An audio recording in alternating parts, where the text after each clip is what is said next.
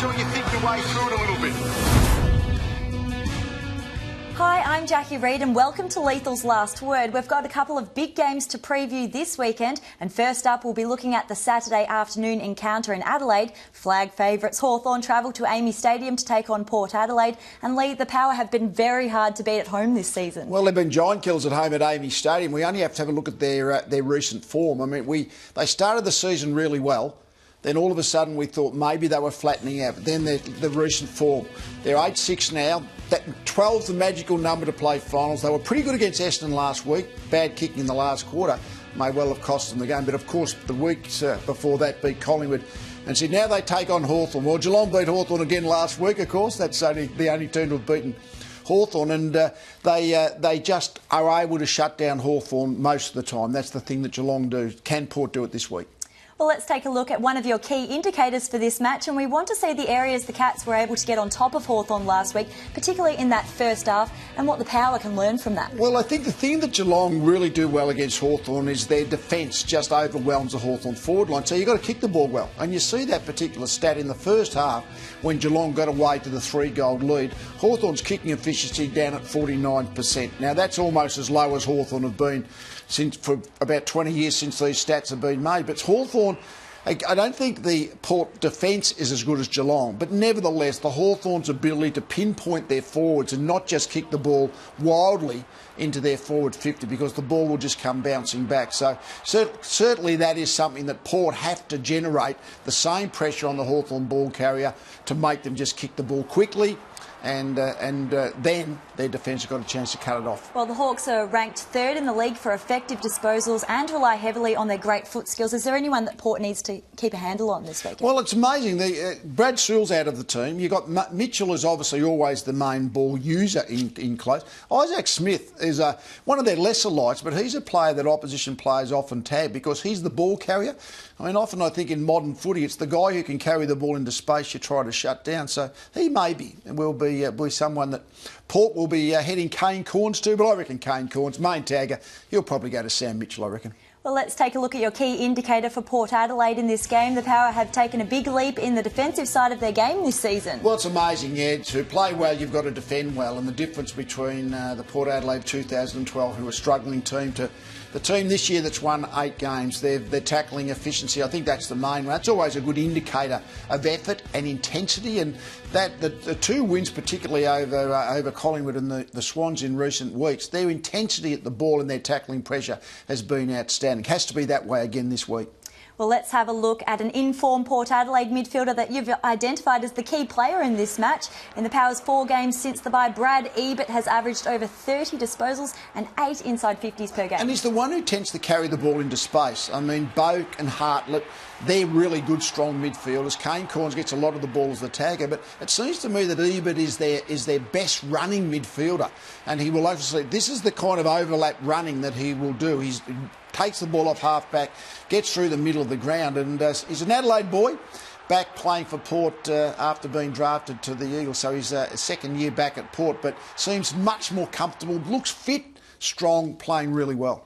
Do you think that the Hawks need to send someone to him, or is there someone else that they're likely to tag? I don't think he'll be the first guy tagged. I would have thought maybe a Hartlett. He's a great user of the footy. I would have thought he's the Hawthorn's first tag. But Brad Sewell's out of the team, and Brad Sewell is often the player who gets that kind of midfield job. But Hawthorn don't really tend to play tight in the midfield. They tend to make their midfield against the opposition. It's not so much a one-on-one.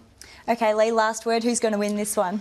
Oh, I can't tip against Hawthorn, and maybe unless they play Geelong, but Port have been terrific. But Port have to be unbelievable, I think, to beat Hawthorn tomorrow, so I'm going to stick with the Hawks. OK, that's Lethal's last word on the big clash between the Power and the Hawks. To what is always a highly entertaining and hotly contested match, it's the West Australian Derby between West Coast and Fremantle, Sunday afternoon at Patterson Stadium. And Lee, these two sides always seem to produce a fantastic game. Well, always such a big game because the two-team town. Normally it's the little brother Fremantle who are the outsider, but this year Fremantle are going better than the big brother, the Eagles. Well, Fremantle has clearly been the more impressive side over the course of the season, but let's take a look at the recent form of these two sides. Well, we see where they are. West Coast are really fighting for that 12 wins for the final spot. The Dockers, they're hoping, still got aspirations for top four. The Eagles have been up and down. They got home against Adelaide last week in Adelaide. That was a good win. Just slight losses to Essendon and Hawthorn. Certainly St Kilda on top of the Dockers early, but eventually when the Dockers really got the intensity they needed in the game, they ended up winning. So they're in really good form. Well, let's move on to the key indicator for this match, and it's the Eagles' ability to run and find space, particularly from their outside midfielders. So let's take a look at how the Dockers were able to restrict that when the sides met in round one. Well, that is what Fremantle is so good. It's that bottom stat there in the bottom right-hand corner, inside 50s, only 38 last time they played the Eagles, but just the ability of the Dockers to strangle the opposition, to get the ball into their own forward line, lock it in, but then just deny the opposition scoring opportunities. So for the Eagles to be able to break Fremantle down, they've got to be able to run and carry the ball through the middle of the field. Always a tough ask against the Dockers. Does that make Andrew Gaff an even more vital player for the Eagles without Luke Shuey and Scott Selwood? Well, absolutely. But Scott Selwood normally takes a tagging role, so he's not there. But he's been a ball winner. Certainly Luke Shuey's a ball carrier. So Andrew Gaff is so often the recipient of the opposition close tag because he can run and carry, takes the ball into space. Ryan Crowley is a player who mainly does that tagging. I wouldn't be surprised this week if someone like Stephen Hill. Now, Stephen Hill got tagged out of the game last week against St Kilda by Clint Jones. So I wouldn't be surprised if Ross Lyon says, well, Gaff is their main running ball carrier. That's what Hill can do for Fremantle. So maybe to give him the job, and maybe it's good training for down the track when if Hill has been tagged out of the game, you can give him another function to go and play on an opposition player. Well, let's move on to a real key player for West Coast, and it's star forward Josh Kennedy. Luke McFarlane's not playing, so who goes to him? Well, absolutely. I mean, lucky they've got Zach Dawson. He's been a great journeyman player, Zach Dawson, for both St Kilda and now at the Dockers. He's almost the most consistent. He's 45 goals, leading the goal kicking, but I don't know, that's low goals for the big forwards these days, but he's a great moving player. I mean, this is indicative, not only a player who can move the ball, that pick up and then that left foot goal that won in the game against the Crows last week. Josh Kennedy, he's a really, really high quality big forward. So I reckon Zach Dawson probably is the one who's going to get the match-up. It'll be a really important job to shut him down. Well, let's take a look at Fremantle's key players. You've got Walters and Ballantyne. Well, the ability of these two players to be goal kickers and to lock the ball in the forward line is terrific. They've got Pavlich back in the team all of a sudden now, the last week, and Sandilands, who gives them height in there. But they're both really dangerous players. They both get up into the middle of the ground.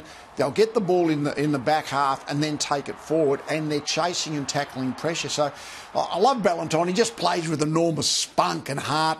Walters has got the speed. I mean, they really are two very dangerous. I reckon a good pair of small forwards who, one, can finish like they both can and can chase, tackle and pressure is a really valuable asset, and that's what the Dockers have got in these two. Will someone like Darren Glass go to one of them? Well, he might. I saw Darren Glass play on Lindsay Thomas a month or so ago against the Kangaroos. So Darren Glass often takes the small player, not so much the taller players in the way the Eagles set up their defence. It wouldn't surprise me at all if Glass ends up on Ballantyne. Not so much Walters, but maybe Ballantyne. OK, last word. Can the Eagles win this one, or will Fremantle solidify that top four spot?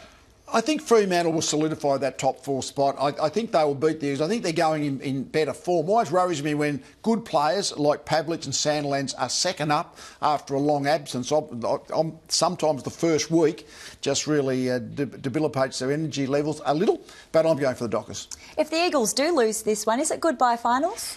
Well, not goodbye, but it makes it hard. I mean, they need to win, at the moment, they need to win probably 5 out of 8. It gets down to 5 out of 7 to have any chance of getting to that 12 win. So, no, not out of the question. They can still make finals, but they need to get home, I think. Well, let's take a look at the rest of your tips for round 16, beginning with the Pies versus the Crows. Yeah, Pies should win. I'm thinking they're probably an 8 out of 10 at this point in time against the Crows. Hawthorn, I reckon Hawthorn are about a 7 out of 10 in Adelaide still against Port.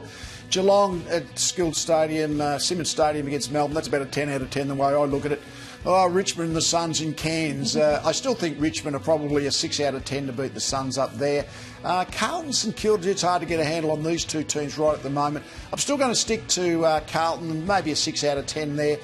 Lions at home against the Kangaroos. I'm going to stick to the Kangaroos, but I think only just a 6 out of 10 chance for me for the Kangaroos.